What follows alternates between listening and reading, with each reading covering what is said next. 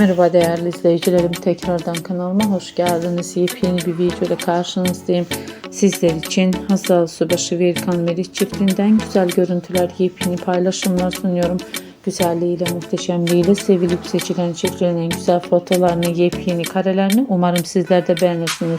Şimdilik benden bu kadar. Yeni videolarımda yeniden buluşmak üzere. Hoşça kalın, sağlıcakla kalın arkadaşlar.